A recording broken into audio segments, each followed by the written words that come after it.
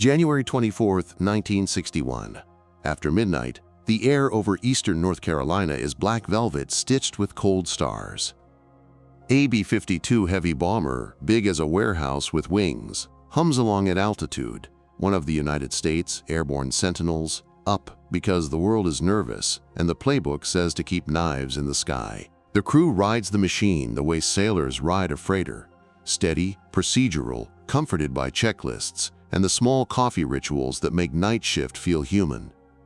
On its belly, in two bomb bays, ride the most dangerous objects the crew will ever be near: Mark 39 thermonuclear bombs.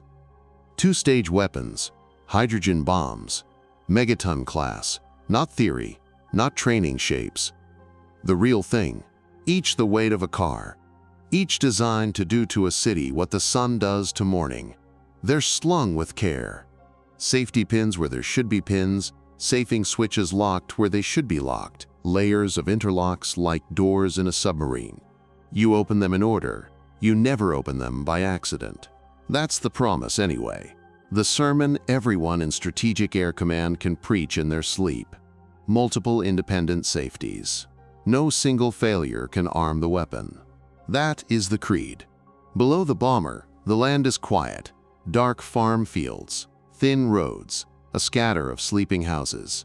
A river loops silver under moonlight. Somewhere, a dog lifts its head, not knowing it's beneath a flight line that is part of the nervous geometry of the Cold War.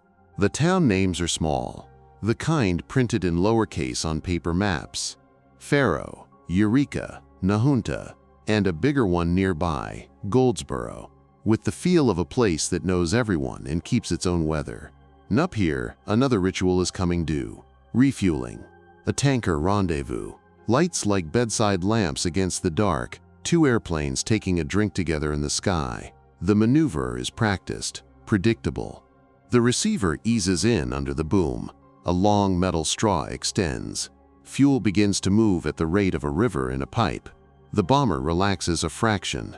You can feel it in your bones when a big machine is getting what it needs. Then something small becomes something big, a caution light that isn't supposed to light, a gauge that drifts away from the numbers you tell jokes about in the break room. Fuel pressure, transfer rate. A tweak becomes a code.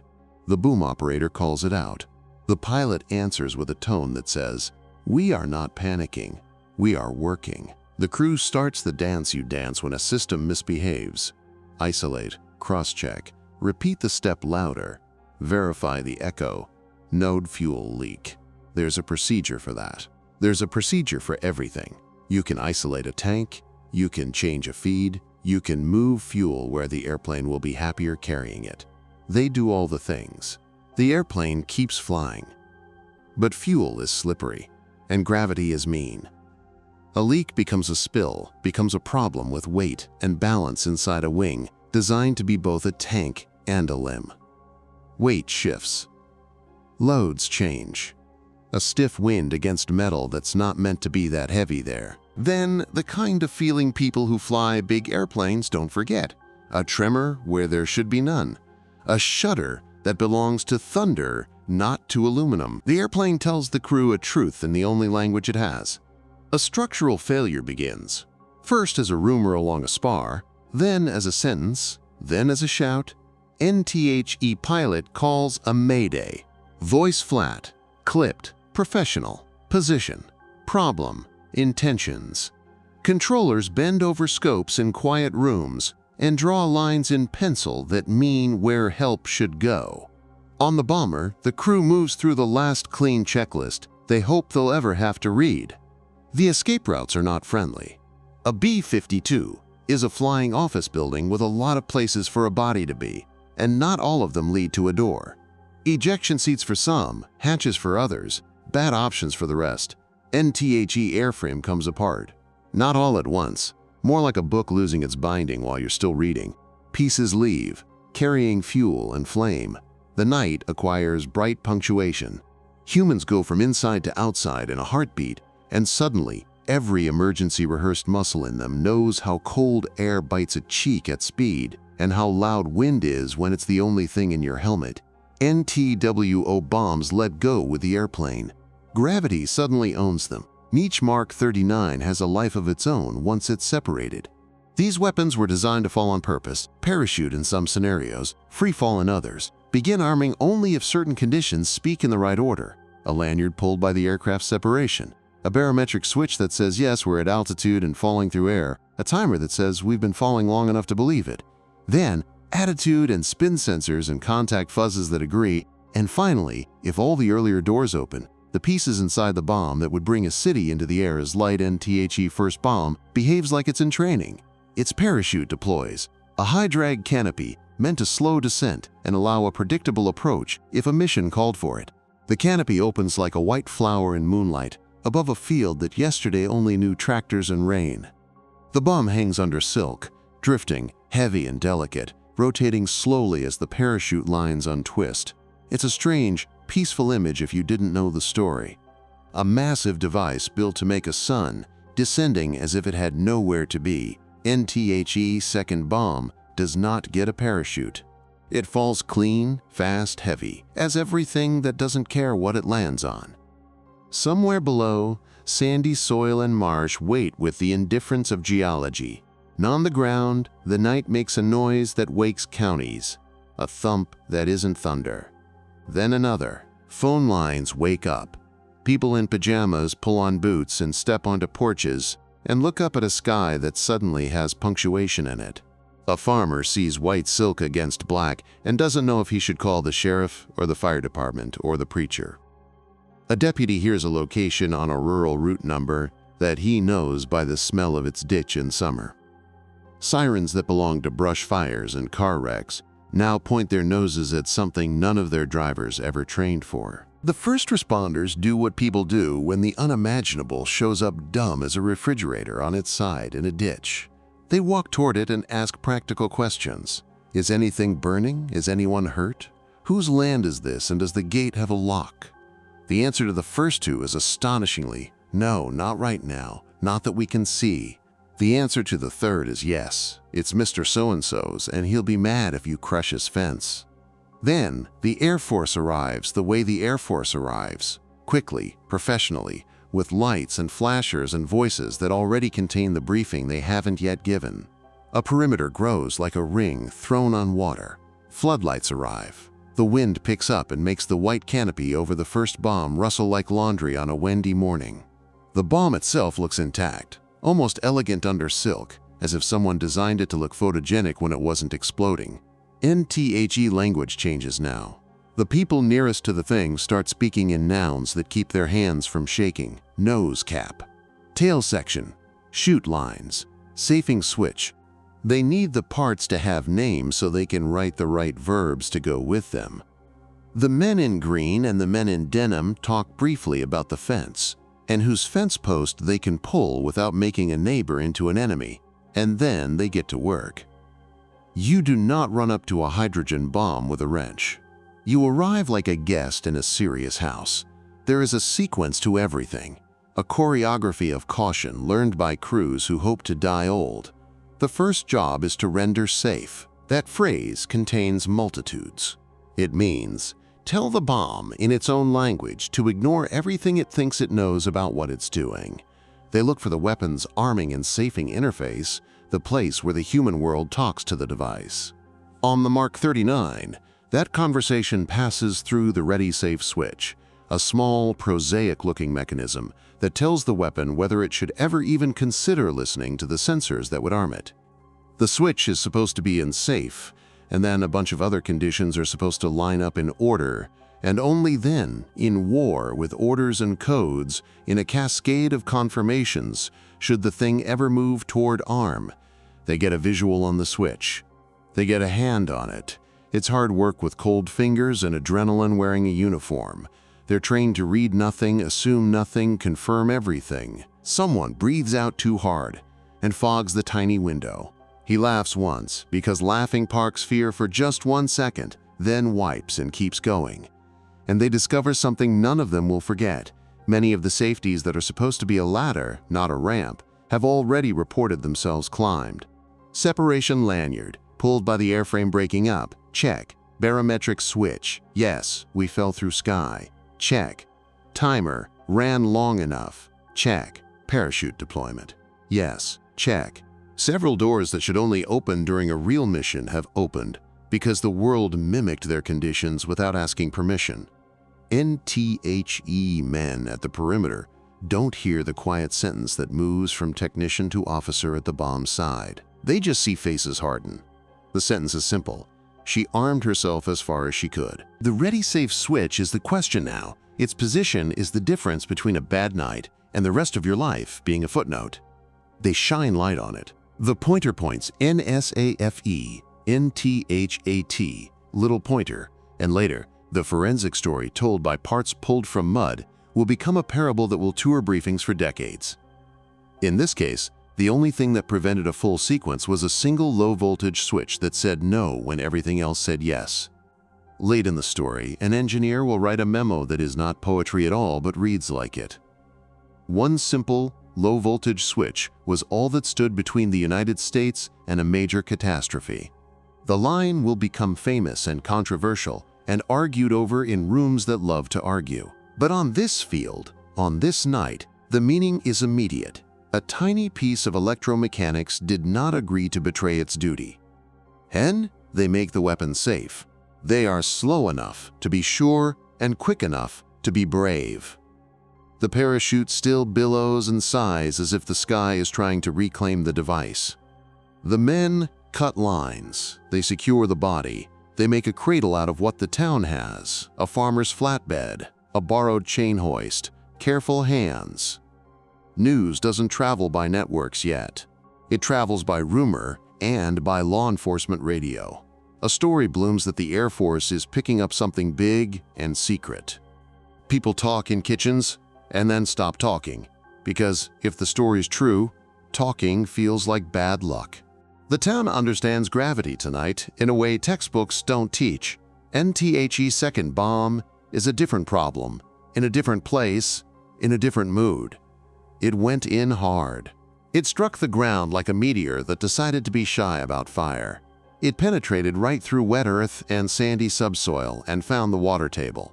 The country here is soft. The landscape takes a hit and absorbs it. The surface shows little, a gouge, torn brush.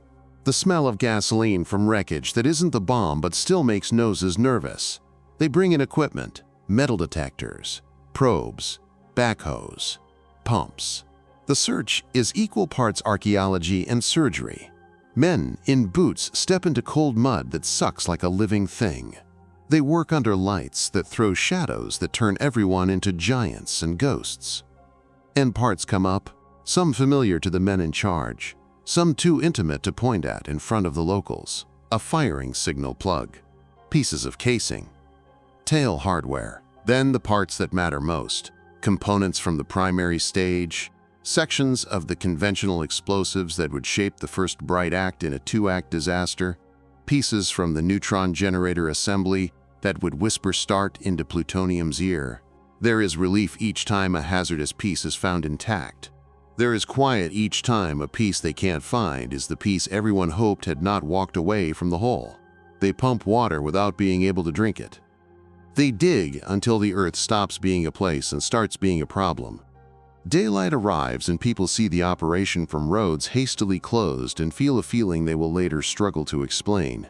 Pride mixed with dread, like watching firefighters save a house no one knew was on fire. Meanwhile, investigators begin their parallel tasks. Why did the airplane come apart? Did we miss something in maintenance? How did fuel go from homework problem to obituary? How did weapons designed to be safe perform when the universe handed them a sequence of insults no one wrote a test for? These questions will take months, then years. On the night, there is only the binary question of safety. But the system knows better than to let a close call be only a close call. It needs to be a teacher. And back at the parachute site, the bomb is now quiet in a way that satisfies the men who have to put their faces near it. The ready safe switch that was the night's hero now looks like any other small component. Unremarkable. A thing you wouldn't buy at a hardware store only because you wouldn't know the part number. Someone writes the switch's ID in grease pencil on a clipboard, as if labeling a child in a school photo. There's a human urge to honor it without getting sentimental in front of colleagues who would tease you for getting sentimental about a switch. NTHE crew from the bomber, some alive, some not, now sit at the center of a different ring, the hard questions ring.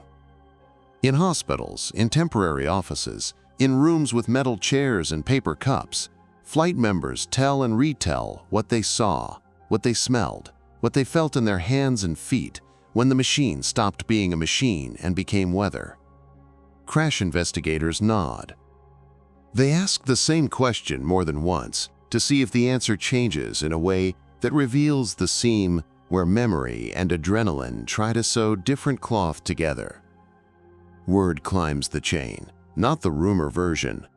The version in short, careful clauses read over secure lines. An armed nuclear weapon separated from its aircraft, parachute descended into farm country, many arming steps completed, final safing device remained in safe. A second weapon impacted and fragmented, search ongoing, high explosives not detonated, special components recovered, some elements unrecovered in saturated soil, radiological survey ongoing, with no detectable hazard to public. The clauses do the job they were designed to do, inform without inflaming. NTHAT language does not contain what the people who touch the devices feel. They feel a cocktail that no bar would serve. Relief so intense it reads as nausea. Delayed fear that shakes the hands only when the hands are not needed. A kind of reverence for procedures that almost nobody outside these circles understands. And, buried under all of it, anger at the physics and the design and the weather and the thousand invisible things that braided together to try to make a night go wrong. In the days that follow, the parachute site becomes a sort of accidental pilgrimage. You can't see the weapon anymore. It's gone, escorted to a place where fences and clearances outnumber adjectives. But you can see the hoofprints of the night, tire ruts, footprints, a spot where somebody placed a light and burned a circle into the grass, a fence post newly set and tamped by an Air Force sergeant and a farmer who traded silence for care. Neighbors bring coffee to the gate, because that's what neighbors do when men are standing in cold wind guarding a story those neighbors won't get to hear. Inside the wire at the base, meetings begin that taste like pennies and wakefulness. Engineers hold parts in gloved hands and try to fall in love with failure the way only good engineers can, not to excuse it, but to understand it so intimately that it never puts on the same outfit twice. Safety officers draw the arming sequence on whiteboards and circle the steps that got a free pass that night. Policy staff reach for the binder where the rules live and write new sentences in the margins with pencils, then in ink. Some sentences will grow into formal changes, hardware design, stronger safeties, new interlocks. Some will become habits, changes in how load crews talk to each other, how they label, how they double-check, who gets to say stop and be obeyed. One document begins with a sentence no one wants to write but everyone needs to read. In a non-nuclear accident, a weapon progressed through multiple arming stages, halted only by the final safing switch. That sentence will go places. It will, years from now, become a public record that fuels headlines and arguments about how close really was. People will argue the words 2 pins from detonation. They will argue physics. They will argue the meaning of armed. The truth is that in the moment, the men on the field did not argue semantics. They argued with the bomb, with the weather, with chance, and they won by a switch. And back in the pit, the second sight continues to be stubborn. The water is coffee black, pumps run, and the stream stoutens, then falters when Clay hands the machine a dare. The search shifts from extraction to containment. If certain components remain unrecovered below the waterline and present no acute hazard, the right thing may be to leave them, render the site geologically quiet, and own the map coordinate forever. It is an unsatisfying solution to people who like to hold the problem in their hands. It is, nevertheless, the correct solution when the alternative is to make a hole so large it becomes its own wrong. Life in Goldsboro does what life does.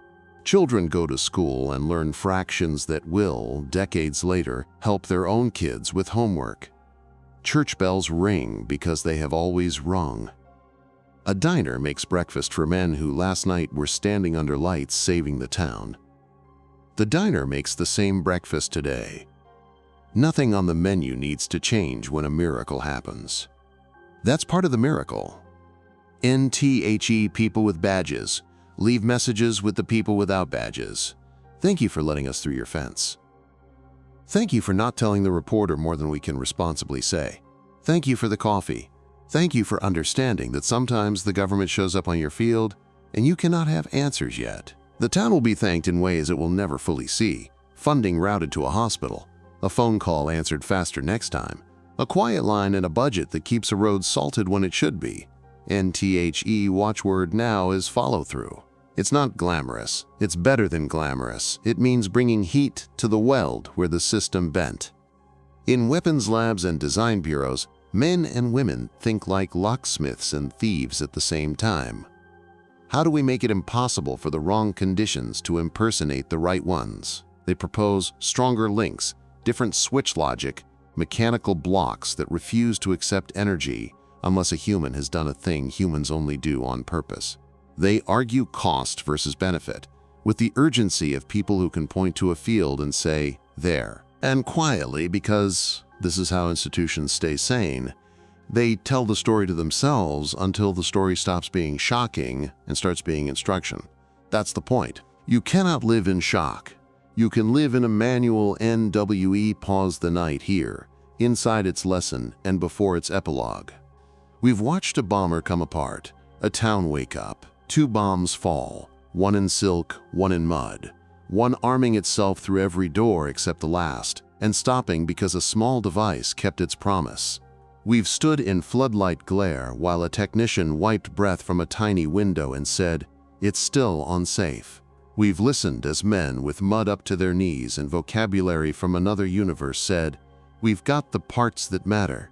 We're going to leave the rest in the earth. We felt the terrible relief of an ordinary morning returning to a place that almost had a new name. And part 2 will walk through the reckoning. The engineering post-mortem that rewrote the rulebook. The long argument over how close was. The families and crew who carried the night in their bones. And the way a field outside Goldsboro became a footnote that still teaches. For now, hold the image that matters.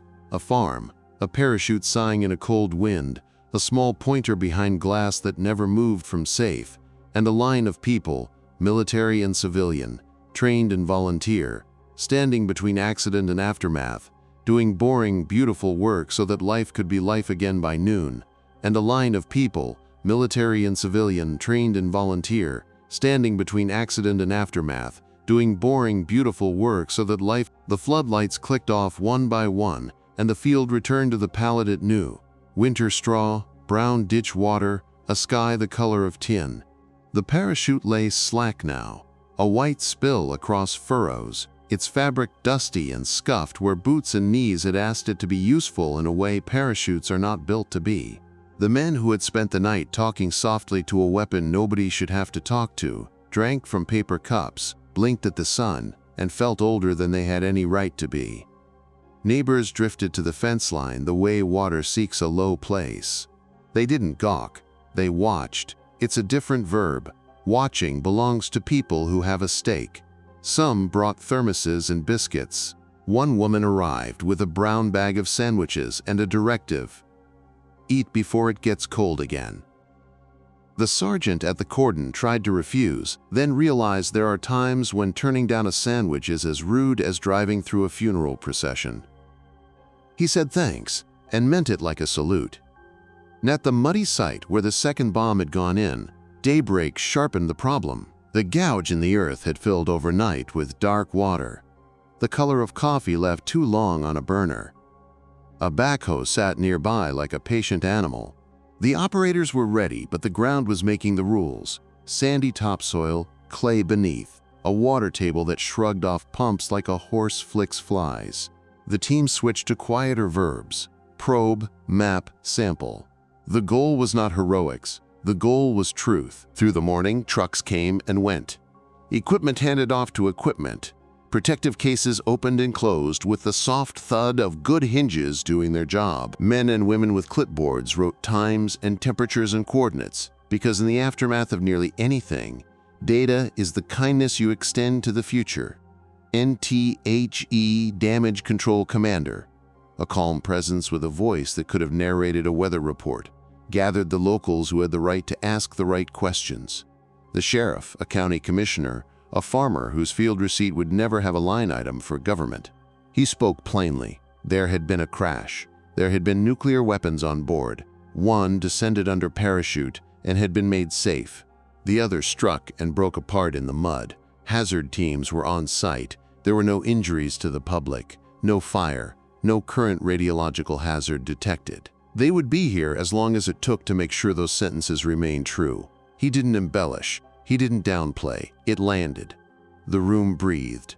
Sometimes, honesty is its own containment. And back at the parachute site, the technicians photographed everything before they touched anything else. Not for souvenirs, not for headlines. Because memory fades, even when it doesn't want to. They took close-ups of the places where the weapon had listened to the world and made a mistake. The barometric gear that had believed the fall, the timer that had believed the time, the indicators that had believed the sequence.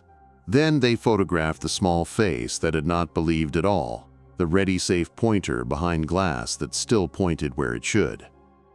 On a different night, that tiny arrow would have been a bureaucratic detail.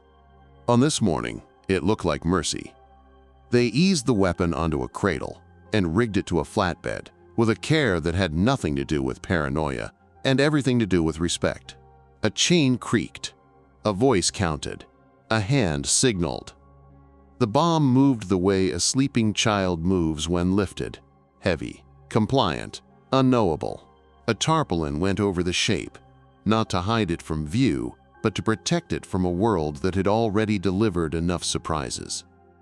There was a lull in the noise, and in that lull, one of the locals, lean, cap pulled down, jacket from a store that did not bother with labels, said, "If y'all need a barn for staging, mine's empty." It came out flat, matter of fact, the offer embedded in the rhythm of chores. The officer in charge looked at the man for a heartbeat longer than politeness requires, the way you look at someone when you recognize a kind of courage you don't have a name for. "We might," he said, and they did. NBY afternoon, the story had traveled in two distinct ways. The first was official, a carefully constructed statement that moved from base to headquarters to the press in sentences that had been weighed like currency. The second was human. Phone calls that began with "you won't believe this, but," and conversations on porches that traced the geometry of the night with fingers. The two stories overlapped enough to be siblings. That was rare and good. The next days were about retrieval and restraint. Retrieval where it was safe. Components that could be reached with shovels and hoists and patience.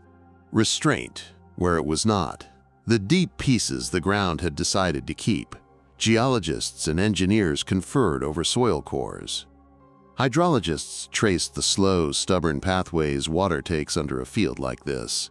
Monitoring wells got driven. Samples got logged. The readings came back reassuringly boring. The sheriff learned to say "no hazard" to the public the way a choir learns a hymn. Honest, practiced, calm. And across the county, people woke up to find their mental maps altered. There was now a place not far from where they bought feed and diesel that would always hum with a quiet, invisible significance.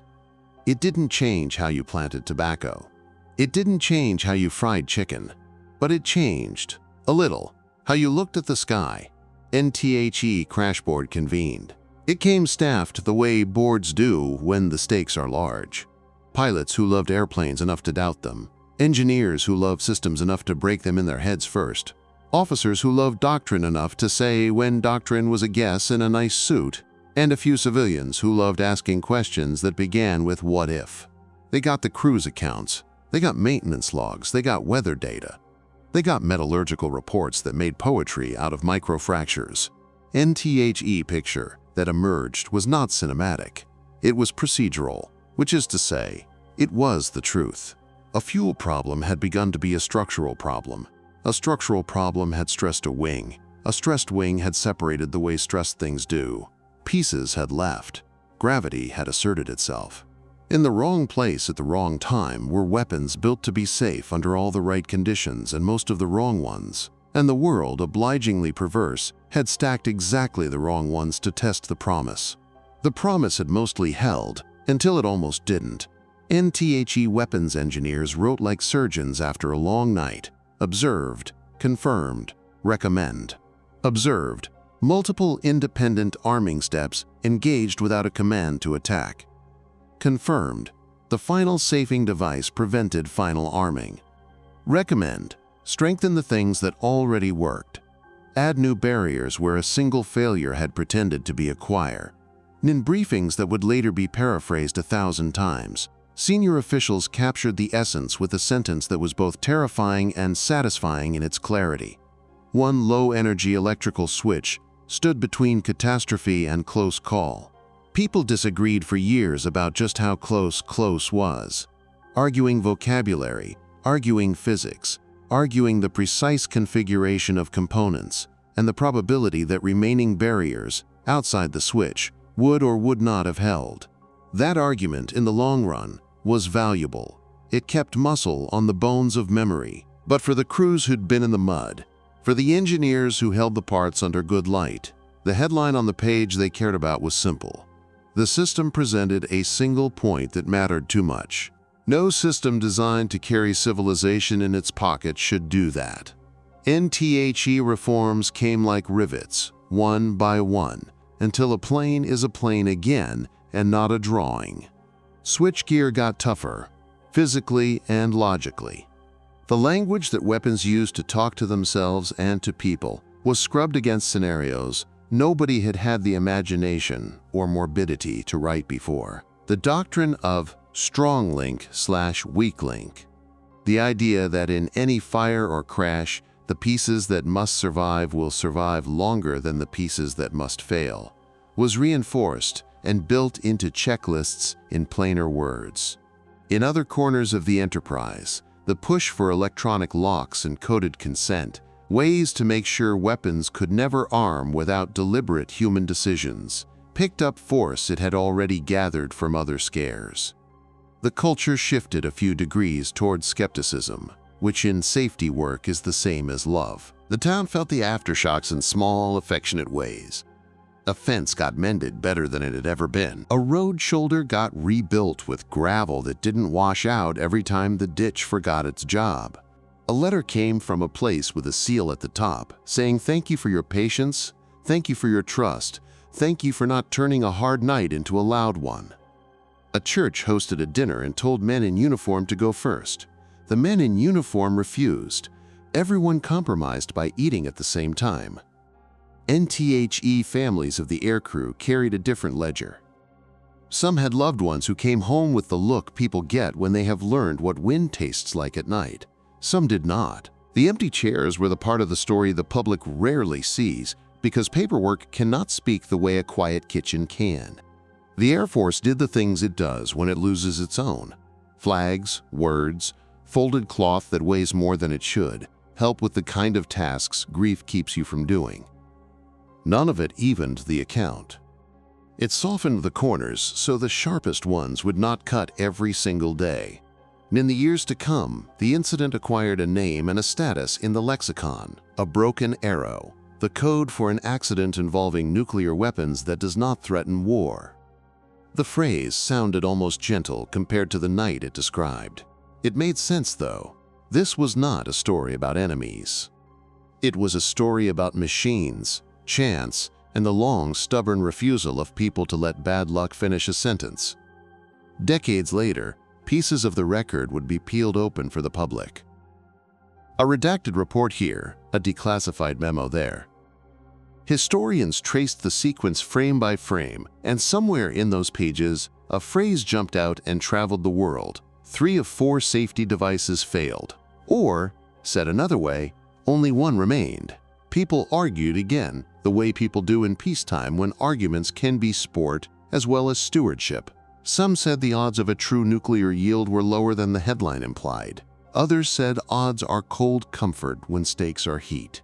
The point, once more, was not to win a debate.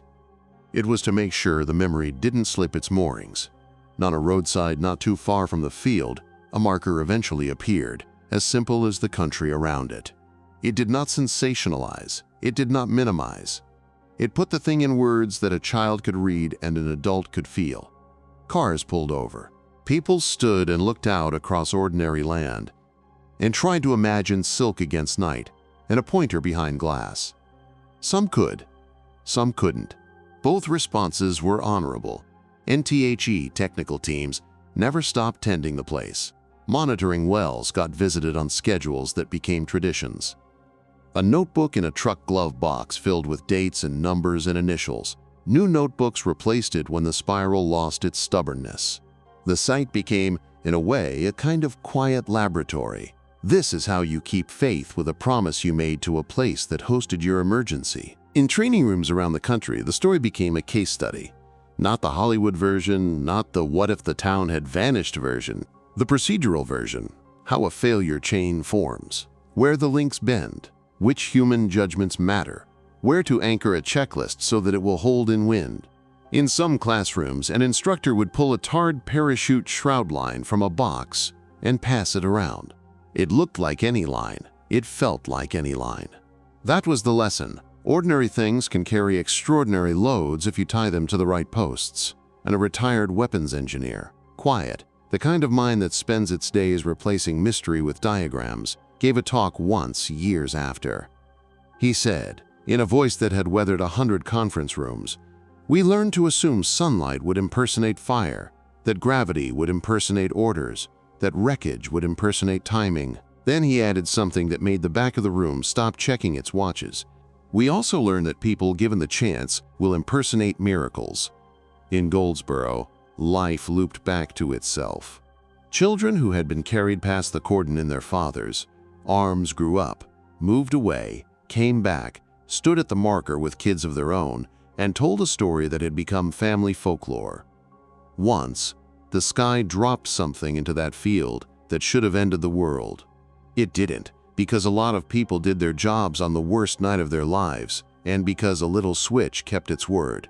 NTHE national system, vast, expensive, nervous by design, absorbed the lesson in hundreds of small changes that almost no one would ever notice individually, but that together mattered more than speeches. Safety became less an adjective and more a reflex. It's hard to celebrate that in a parade. It's easy to live inside it without knowing. Which is the point. And as the years put dust and distance between the night and the now, the crew list found its way into books.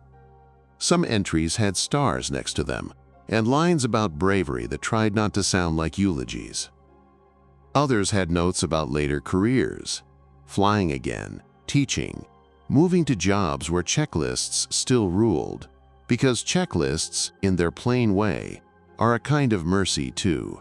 A few returned to the fields and stood with the farmers and looked at weather moving across open land and felt the same smallness mixed with stewardship that all good work gives you, whether you wear a flight suit or boots. End policy followed. The phrase, "no single failure can arm a weapon," picked up teeth. The procedures around mid-air refueling and airborne alert changed, trimmed, or ended in ways that reflected a calculus the public barely saw but benefited from daily.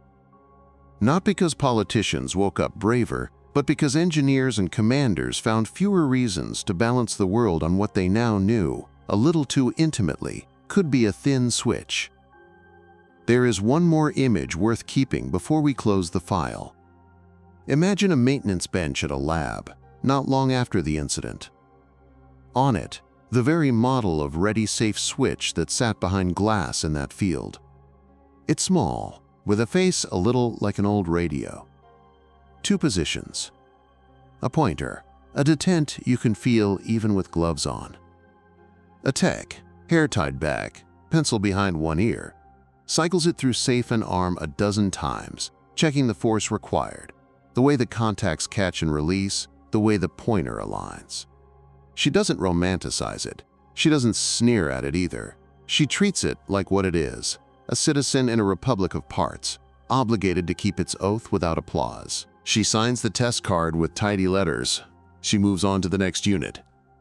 Somewhere in a binder nearby, the Goldsboro Night is a reference, a paragraph in a section about environmental transients and crash dynamics. She has read it. She doesn't need to read it again to continue doing work that looks like boredom and is, in fact, devotion. And here is the ending that suits the story, because it refuses melodrama while honoring gravity. The world did not end in a field beside a road with a name only the county uses. A parachute came down.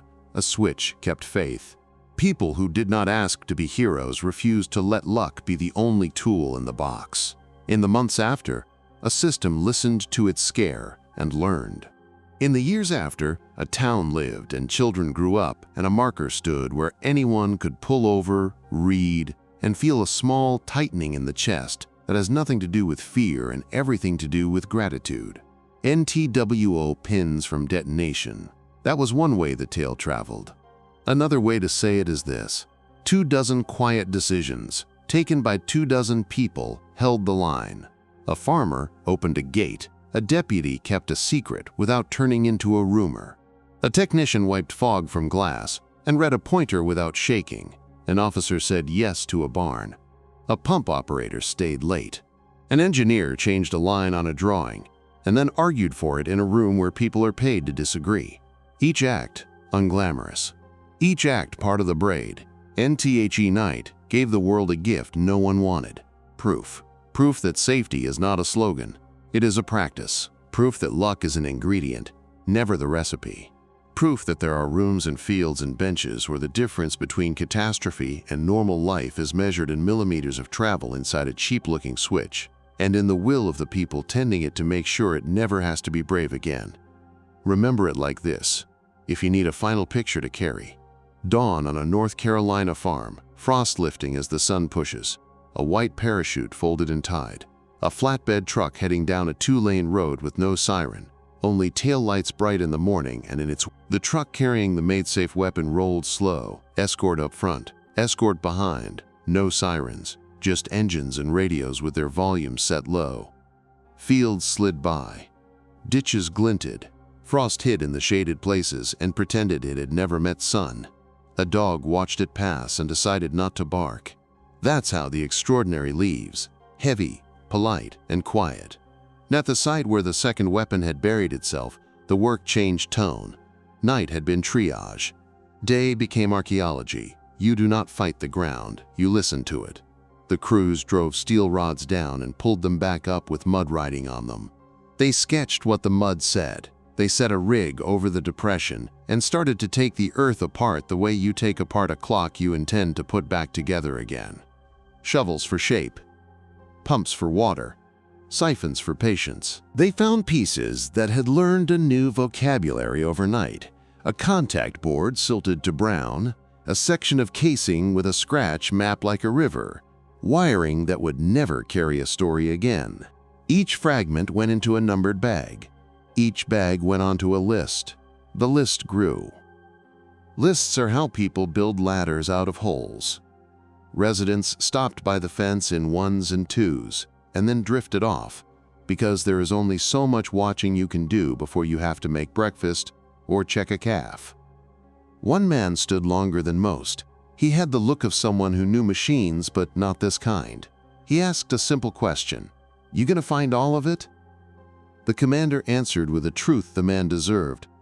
"We'll find what the ground lets us, and we'll keep testing the parts we can't reach."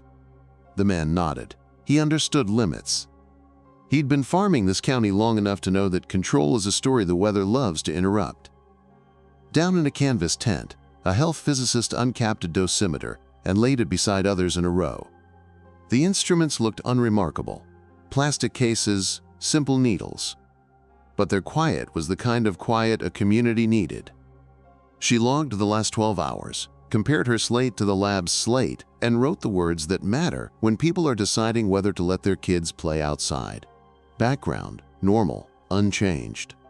She walked the perimeter anyway. She always would. Science should be stubborn where fear tries to sprout. Non-base. A chaplain visited the squadron room, where the aircrew's names were still chalked on the board from a flight that had ended differently for each man. He didn't give a sermon. He poured coffee. He listened. Sometimes the best rescue line has no knots. It has ears. A crew chief, older than the pilots he kept alive, said quietly, "We'll fix the jet." We'll fix the fleet, but I am never going to like the sound wings make when they aren't where they belong." The chaplain nodded. He had no clever reply and therefore said the right thing. "That's fair." Across the river, a reporter sat at a payphone with a pad on his knee and a pencil behind his ear, the way reporters have sat at payphones since there were phones to pay for. He had a statement in one hand and a rumor in the other. He chose the statement this time not because rumors are always wrong, but because this town had earned the dignity of facts. He filed his copy with sentences that refused to do arithmetic with fear. Back at his desk, an editor read and decided not to improve the story into something worse. That is its own kind of virtue. In a lab, two engineers argued softly over a schematic. The paper was creased and held together with a strip of tape, the way documents look when they've done too many miles. One was sure that a particular interlock had behaved exactly as designed. The other was sure that design needs grow teeth when confronted with the real. They were both right. Design is a promise. Reality is the audit. The fix they wrote together was short. Reinforce a link, slow a signal, require agreement from a second sense before a first sense is allowed to be dramatic. They stamped the change with ink that would outlive their names. In a classroom far from any field, a colonel tapped a chalkboard with a knuckle and wrote a sentence that should live on kitchen magnets. The enemy is not always the enemy. Sometimes it's sequence. He underlined sequence. He made cadets read the sequence back to him step by step until the cadence of it felt like a song you can't forget. He was not making poets. He was making memory muscle. Back home, the farmer whose land had caught a parachute tried to scrape tire tracks from the softer parts of his field. He wasn't angry about the ruts. He was annoyed at the way they funneled rain exactly where rain shouldn't build. He took a shovel and corrected them the way you correct a child, firmly, without drama, with the patience of someone raising something stubborn toward harvest. And at the county office, a woman who had worked the phones all night transcribed her notes into a clean log. Times, names, requests, fulfillments. She wrote straight lines and left space for the things she couldn't catch. She had learned that someday, someone would need the fine print of how the calm actually happened. She made sure it would be legible. On a porch, a man who had watched the floodlights from afar said to his neighbor, "You ever think how near that was?" The neighbor leaned back in his chair and let the silence answer. Then he said, "Near is what keeps us honest." He meant it as a prayer, and the cicadas carried it away like a courier the trees trust. NTHE retrieval team at the hole called a pause and stood back while the pump changed tone. Water had given up a bit more of the buried shape. They could see where force had found edges. The lead tech, face lined with mud and care, pointed out a seam and told his crew, "There, that's why we go slow. There is a courage that looks like speed. There is another kind that looks like restraint. The second kind saves more lives." In Washington, someone briefed someone else who would brief someone else after that. The phrases were careful, the verbs audited, no immediate danger to the public. Safing devices functioned as intended. Recovery ongoing, investigation underway. The chain of responsibility did not pretend there was nothing to learn. It did not indict to satisfy theater. It did the thing bureaucracy was invented to do before it strayed, carry hard facts without spilling them. A week later, the field looked like a patient in recovery. Scars present, dressings clean, monitors in place. The parachute site had been smoothed and seeded with winter rye that would take as soon as the soil remembered how. The hole had become a measured depression fenced against curious tires. Signs told the truth in type, big enough to be read at a slow drive. The sheriff's cruiser passed twice a day now, instead of 6. Routine had reasserted itself like a river resuming after a rock slide, flowing a little differently, still knowing where it belongs. NTHE official record moved from incident to case. Cases have numbers.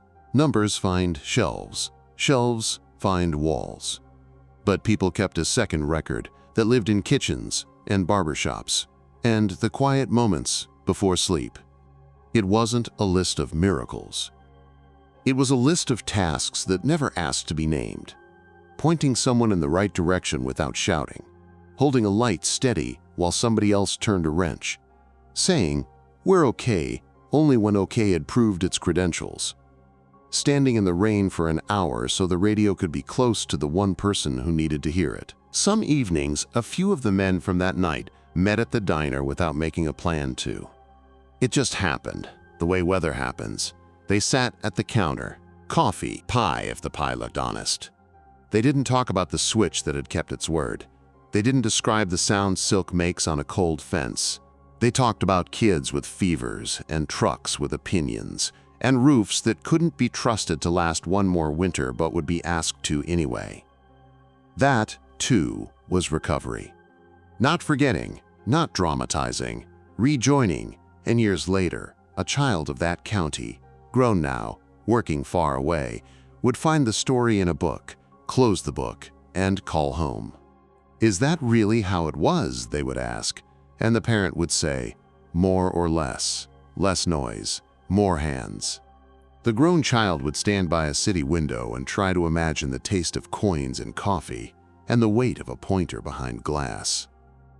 In a museum someday, a small exhibit would show a photograph of a field at dawn, a white sheet on it that isn't a sheet, and a caption that explains almost nothing. Folks would read it, tilt their heads, and move on. One or two would read it twice, walk out into daylight, and feel an urge to call someone they hadn't called in years, just to say, without context, "I'm glad you're there."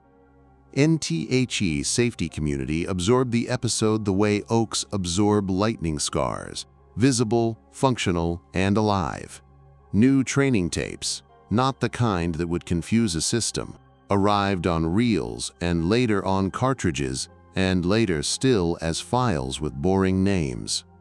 In them, a narrator with a voice like a cautious uncle told what happened and, more importantly, what didn't. He spoke in present tense. He kept his verbs small. He repeated the phrases that should never go stale. Independent, redundant, confirm, verify, hold until certain. One clip showed gloved hands cycling a ready safe switch on a bench. The camera did not swoop.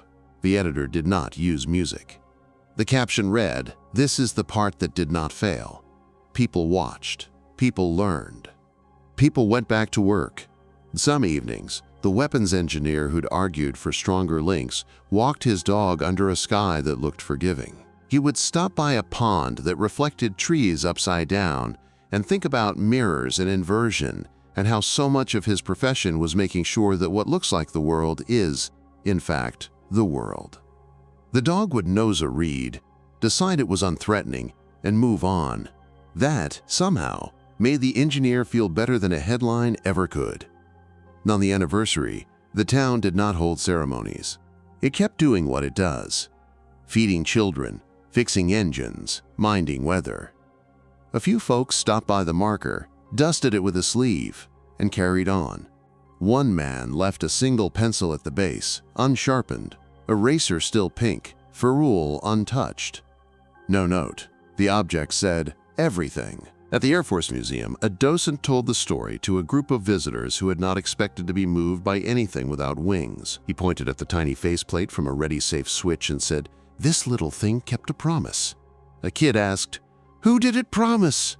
The docent smiled. "All of us." NTHE final report, printed and bound, found its place. Conclusions. Recommendations. Appendices thick, with photographs of mud and parts and circuits labeled in sans serif. It read the way such reports should read, like a map back to the moment for anyone who later needs to prevent a different moment from getting that far. It did not end with triumph. It ended with tasks. Good documents do. Here is where the story should close, and so we will close it in the manner that honors the people inside it, not with a drum roll. With the drawer sliding shut softly because someone oiled it. NTHE world carried on. Jets flew. Farmers planted and harvested and argued about rain with a tone only farmers can pull off. Children learned the names of constellations and then forgot them. and then learned them again when they were old enough to imagine navigation. The men who had held mud and metal in the same hands grew gray in ways that suited them. The woman who had walked the perimeter with a meter trained a junior colleague to read the needle without squinting. The deputy who had stood in the road with a flashlight and a voice people obeyed without resentment was elected sheriff and later retired with a handshake that lasted a beat longer than most handshakes do. NIF, you need a last image. Keep this one. A kitchen table. A weekday evening. A man in a soft shirt sets down a lunch pail and rubs the grit out of his eyes. A child asks for a story. He thinks about big ones. Planes and bombs, and the night the field had a light circus in it, and chooses instead to tell about a neighbor who brought sandwiches when no one knew if sandwiches had a place in the narrative. The child listens, puzzled at first, then nods in the way kids nod when they have just met the idea that kindness is equipment. Nor, if you want the picture to come from the other side of the wire, take this. A bench in a lab. Late. A tech signs the bottom of a test sheet with neat letters and sets it on a stack where ink dries into the future. She turns off a lamp. The room breathes. The oaths in the metal sleep well. NTWO pins from Detonation, the history books would say. 2 pins. And also 24 people who chose caution over speed, clarity over drama, duty over spotlight. 2 pins. And an economy of grace spread thin but evenly by hands that don't get named in documentaries. 2 pins. And a nation that learned the right lesson without needing the wrong proof. NTHE ordinary stayed ordinary when it mattered most. And because it did, morning came to a small county without an asterisk. Tractors started. School buses hissed at curbs. Coffee steamed. Someone kissed someone else and left dishes in the sink with the confidence of a person who expects to be allowed to wash them tonight. Remember it that way. Remember the parachute that learned to be a bedsheet again. Remember a pointer behind glass that liked the word safe so much it refused to point anywhere else. Remember the people whose paychecks called them technicians or deputies or drivers or clerks, and how each, for a few cold hours, was the hinge on which the whole hinge turned. NNOT, all endings need a crescendo. Some deserve a quiet door, a light switched off, a paragraph that sits back in its chair and lets silence do the rest. This is one of those NTHE worlds spun on. The field grew, the marker stood, and in places you will never tour, in rooms with no windows and on benches with scuffed edges, the lesson written in that field kept teaching. Build the system so that no single failure gets to be a verdict. Train the people so they know how to slow a story until the truth can catch up. Love the ordinary, because when it does its job, the extraordinary is allowed to remain a rumor. And fade there. Leave the lights off for a beat. Then let the day continue. Unedited, unremarkable, exactly as it should.